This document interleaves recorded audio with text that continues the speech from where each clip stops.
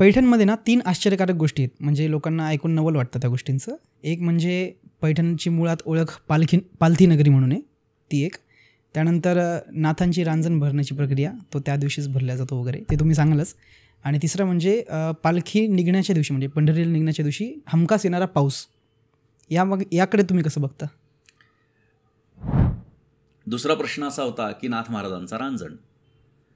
नाथ महाराजांचा रांजण हा लोकांना असं वाटतो मातीचा 2-3 फुटाचा रांजण असेल. बरोबर. परंतु हा रांजण जमिनीमध्ये 21 फूट खोल आहे आणि 1 खणभर मोठा आहे, दगडी बांधकामामध्ये आहे. भगवान श्रीकृष्णानं त्याच्यामध्ये पाणी भरलेलं आहे. 12 वर्ष श्रीखंड्याच्या रूपात पाणी भरलं आहे. एकनाथ महाराजांच्याकडे भगवंत राबला, तो एखाद दुसऱ्या प्रसंगापुरता नाही तर 36 वर्ष राबला, अजूनही राबतोय. पहिले 12 वर्ष विठ्ठल हे नाम धारण करून नाथ महाराजांच्या कीर्तनामध्ये टाळ वाजवण्याची सेवा. पुढच्या 12 वर्षामध्ये केशव हे नाम धारण करून नाथ महाराजांच्या देवपूजेमध्ये मदत करण्याची सेवा. मग चंदन उगाळून देणं असेल, वस्त्र धुणं असेल, फुलं आणणं असेल, ह्या सगळ्या सेवा या भगवंतांनी पुढच्या 12 वर्षामध्ये केशव हे नाम धारण करून केल्या. आणि त्याच्या पुढचे 12 वर्ष जे ते श्रीखंड या नावानं नाथ महाराजांच्या रांजणामध्ये पाणी भरलं. पाणी भरण्याची जी सेवा एकनाथ महाराजांच्याकडे भगवंतानं केली, ती करत असताना मदनराय नावाचे एक भक्त द्वारकेमध्ये भगवंताचा धावा करू लागले आणि कळालं की पैठणमध्ये श्रीखंड्याच्या नावानं भगवंत सेवा करतायत. आले, चर्चा केली, नाथ महाराजांना सांगितलं तुमच्याकडे असणारी व्यक्ती जी आहे श्रीखंड्या नावाची, ती सामान्य व्यक्ती नसून तो प्रत्यक्ष परमात्मा आहे. नाथ महाराजांनी आश्चर्य व्यक्त केलं.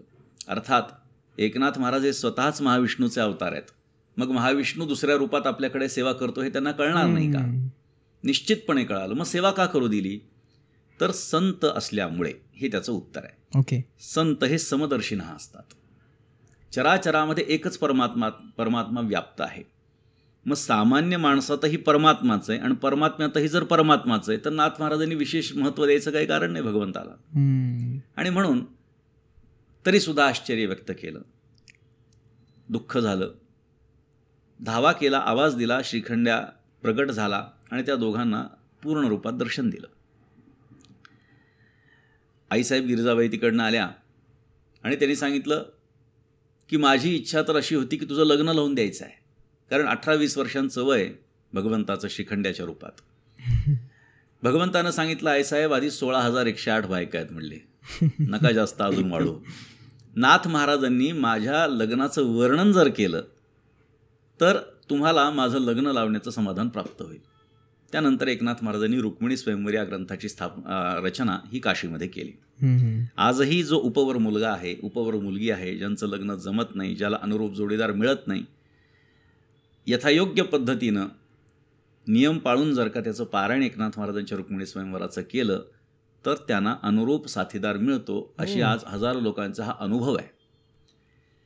मग भगवंत चतुर्भुज रूपामध्ये जेव्हा प्रगट झाला तेव्हा भगवंतानं एक सांगितलं की माझी सेवा तुमची संपली असं नाही, कारण तुमची भक्तीच माझ्यावरती एवढी आहे की त्या भक्तीच्या ऋणातून मी उतराई होऊच शकत नाही. मी तुमच्याकडची सेवा थांबवत नाही आहे. मी प्रतिवर्षी फाल्गुन वद्य षष्ठीच्या आत तुमच्याकडे येऊन जात जाईल आणि रांजणामध्ये पाणी भरत जाईल. तुम्ही आहात तोपर्यंत तुम्हाला कळेल, पण तुमच्यानंतरही मी येत जाईल. लोकांना कदाचित कळणार नाही अधिकार नसल्यामुळे, परंतु मी सेवा करत जाईल. असं म्हणून परमात्मा गुप्त झाले. तो खांब आहे ज्याच्यामध्ये भगवान गुप्त झाले, तो उद्धव खांब त्या ठिकाणी आहे. जिथे एकनाथ महाराज प्रवचन करत होते ज्या खांबाला टेकून, तो पुराण खांब त्या ठिकाणी आहे.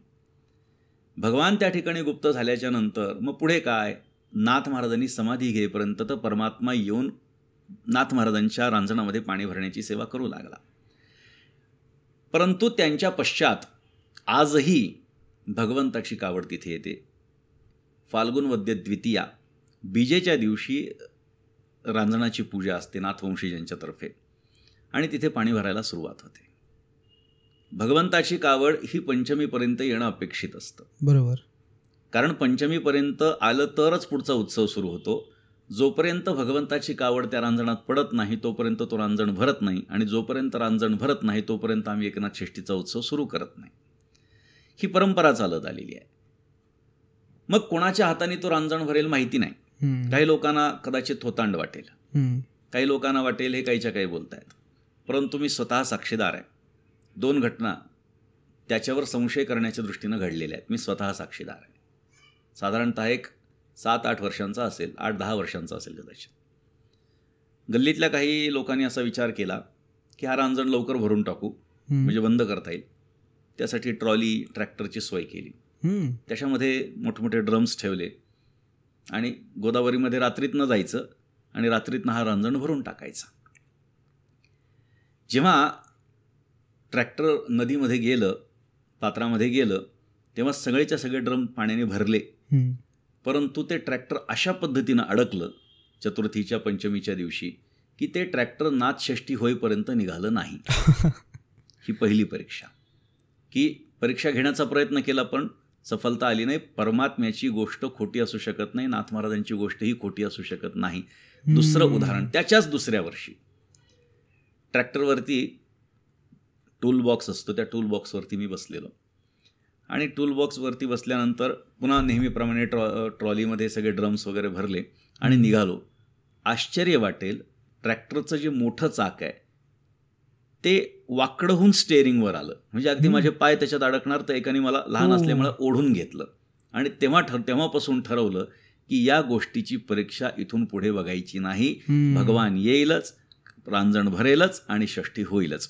त्यामुळे भगवंताची कावड आजही नाथ महाराजांच्याकडे यासाठी येते कारण एकनाथ महाराजांच्या भक्तीचं ऋण अजून भगवंताचं फिटलेलं नाही.